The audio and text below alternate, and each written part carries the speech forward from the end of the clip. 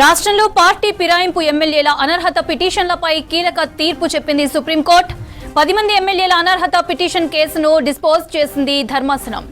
Case విచారణ ముగిసినట్టు ప్రకటించింది ధర్మాసనం.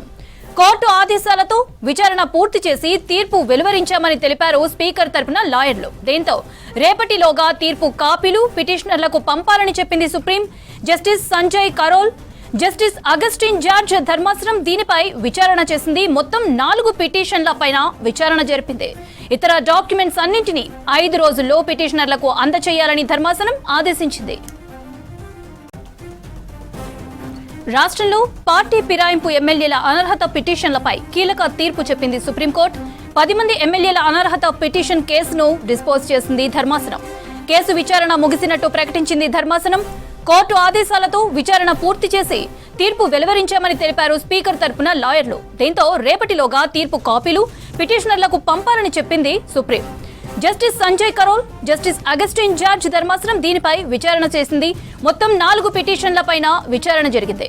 ఇతర డాక్యుమెంట్స్ అన్నింటినీ 5 రోజుల్లో పిటిషనర్లకు అందజేయాలని ధర్మాసనం ఆదేశించింది.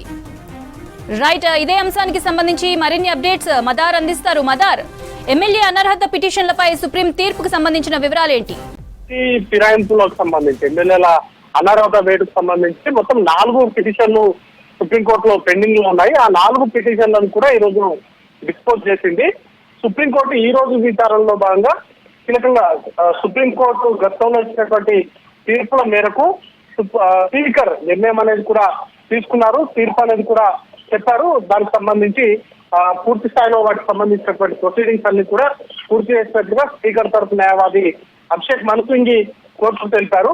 ఈ నేపథ్యంలోనే మొత్తం 4 పిటిషన్లు కూడా డిస్పోజ్ చేస్తున్నట్లుగా సుప్రీంకోర్టు ప్రకటించింది.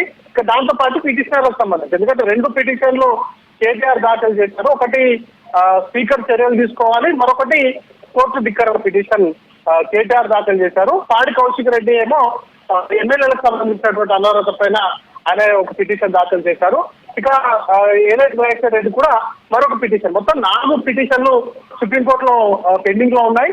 వాటికి సంబంధించి పూర్తి స్థాయిలో ఇటు కేటీఆర్ అలాగే పాడి కౌశిక్ రెడ్డి దాఖలు చేసినటువంటి పిటిషన్లకు సంబంధించి వారికి న్యాయవాదులు అడిగారు. మీకు ఇంకేమైనా మీరేమైనా చెప్పదలుచుకున్నారా అని అడిగినప్పుడు పిటిషన్ సంబంధించి కాపీలు, ఇంకా తీర్పుకు సంబంధించి జడ్జిమెంట్ కాపీలు అనేది ఇంకా కూడా సుప్రీంకోర్టు దృష్టికి కేటీఆర్ తరఫు న్యాయవాదులు తీసుకురాగా రేపటిలోగా జడ్జిమెంట్ కు సంబంధించినటువంటి కాపీలను అందజేయాల్సిందిగా స్పీకర్ కార్యాలయాన్ని ఆదేశించారు. మరొక 5 రోజుల్లో మొత్తం ఈ కేసుకు సంబంధించి పిటిషన్లకు సంబంధించి ఉన్నటువంటి డాక్యుమెంట్స్ అన్నింటినీ కూడా సబ్మిట్ చేయాల్సిందిగా స్పీకర్ కార్యాలయాన్ని ఆదేశించారు.